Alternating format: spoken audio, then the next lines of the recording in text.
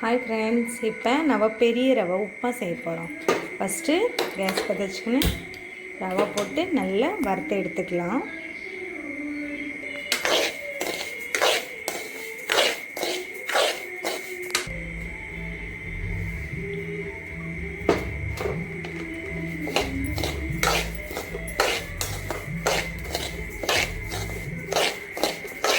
கொஞ்சமாக எண்ணெய் போட்டு நல்லா மிக்ஸ் பண்ணி வறுத்து விட்டுக்கலாம்.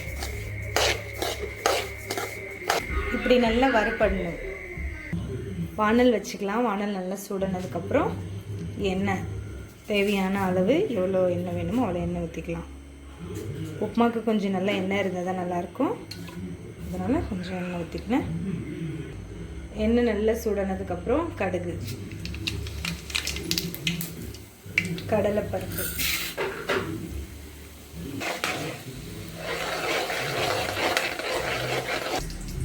வெங்காயம், பச்சை மிளகாய், காஞ்ச மிளகாய் 2, கருவேப்பிலை போட்டு மிக்ஸ் பண்ணி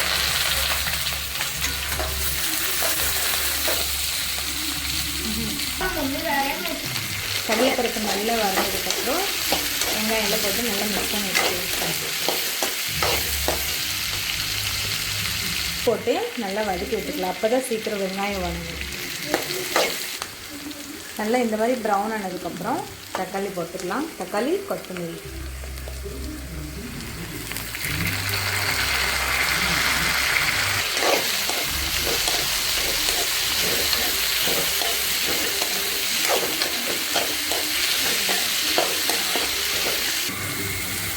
நல்லா வதங்கினதுக்கப்புறம் தேவையான அளவு தண்ணி. 1 கப் ரவைக்கு 3 கப்பு எண்ணெய் தண்ணி ஊற்றிக்கோங்க. கொஞ்சமாக உப்பு பத்தலை, நான் உப்பு போட்டுக்கிறேன். ஃபஸ்ட்டே போட்டிருக்கோம். அவ்வளோதாங்க. நல்லா தண்ணி கொதிச்சதுக்கப்புறம் ரவை போட்டு கலக்கி விட்டா உப்புமா ரெடி. மேகி மசாலா இருந்தால் மேகி மசாலா போட்டுக்கோங்க, டேஸ்ட் நல்லாயிருக்கும். நல்லா கொதிச்சிட்ருக்கு. இப்போ கொஞ்சமாக மஞ்சள் தூள் போட்டுக்கலாம்.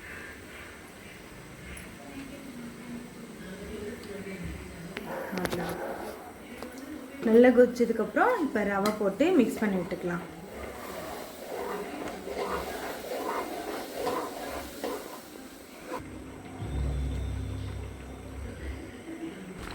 நல்லா இந்த மாதிரி மிக்ஸ் பண்ணி விட்டுக்கோங்க.